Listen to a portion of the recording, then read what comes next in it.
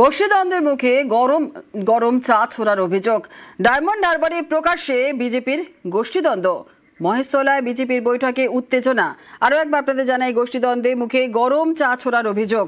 Diamond হারবারে প্রকাশ্যে বিজেপির গোষ্ঠীদ্বন্দ্ব। মহেশতলায় এই ঘটনাকে ঘিরে রীতিমতো উত্তেজনা। আমাদের সঙ্গে রয়েছেন আমাদের প্রতিনিধি সমীর, আরো বিস্তারিত বলবে। সমীর, ঘটনার সূত্রপাত ঠিক কোন জায়গায়, কি হয়েছিল? এখন এই দক্ষিণ চব্বিশ পরগনার ডায়মন্ড হারবারে বিজেপির সাংগঠনিক জেলা একটি মিটিং চলছিল। মহেশতলা ৬ নম্বর মন্ডলে একটি নুঙ্গি স্টেশন রোডের যে ওদের পার্টি অফিস আছে, সেই পার্টি অফিসে মিটিং চলাকালীনই আচমকাই দুই প্রাক্তন বিজেপি কর্মীর সঙ্গে বচসা হয় জেলা সভাপতি অভিজিৎ সরকার এবং সাথে ছিল অন্যান্যরা।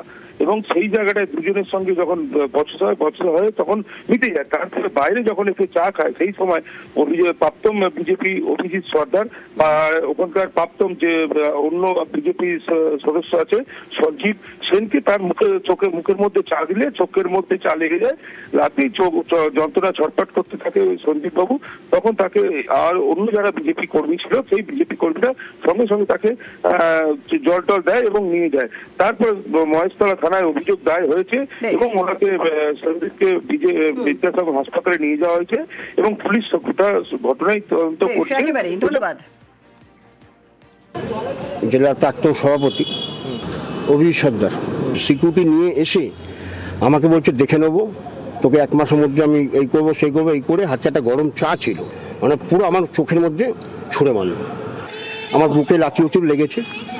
আগের থেকে তো টার্গেট তো থাকতেই পারে, আমার উপর কেন ওটার রাগ এত আমি সেটা উনি বলতে পারে। পুরো গরম চাটা পুরো যখন চোখে দিয়ে দিয়েছে, আমি পুরো সেই সময় মতো কিছু দেখতে পাচ্ছিলাম, চোখ মুখ জ্বালা পড়ছে আর ধোঁয়াশা দেখছি। ওখানে আমাদের ছেলেদের বিজেপির যারা পুরনো ছেলে যারা ঢুকেছিল তাদেরকে মারধর করে, ভিতরে একজনকে মেরেছে আর বাইরে একে মেরেছে। একে গরম জল ঢেলে দেওয়ার পর চা ঢেলে দিয়েছে। মনুষ্যত্ব জ্ঞান ওনার তো নেই।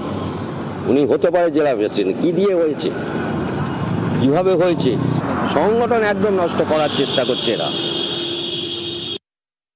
আর এদিকে অভিযুক্ত প্রাক্তন বিজেপি জেলা সভাপতির সঙ্গে ফোনে যোগাযোগের চেষ্টা করেছিলাম আমরা, তিনি ফোন ধরেননি।